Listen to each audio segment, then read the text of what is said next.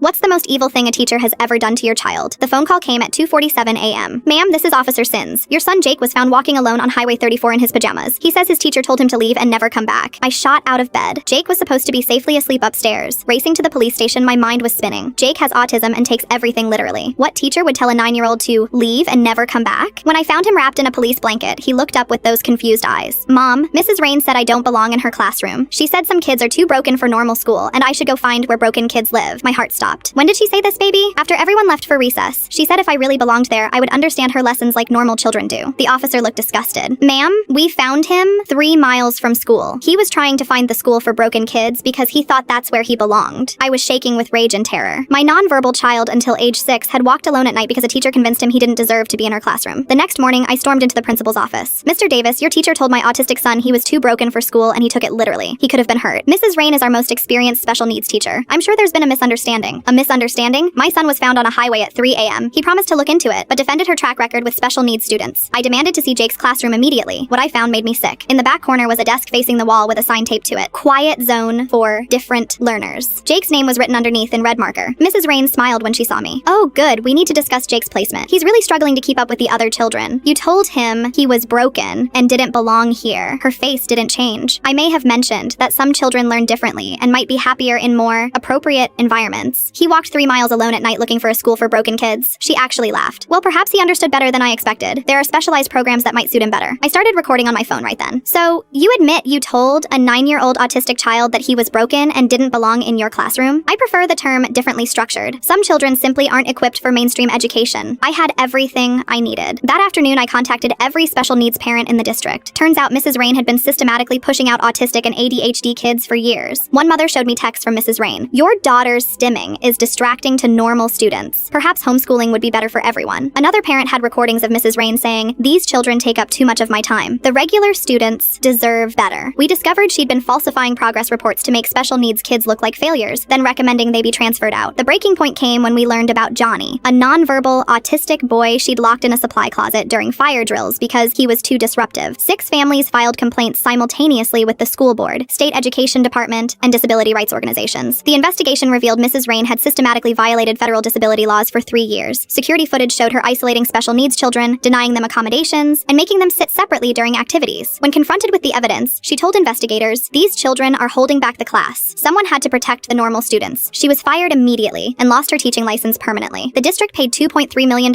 in settlements to affected families. Jake is now thriving in a school where his teacher calls his differences superpowers. He still asks sometimes if he's broken, but now I can honestly tell him that some adults are the ones who are truly broken inside.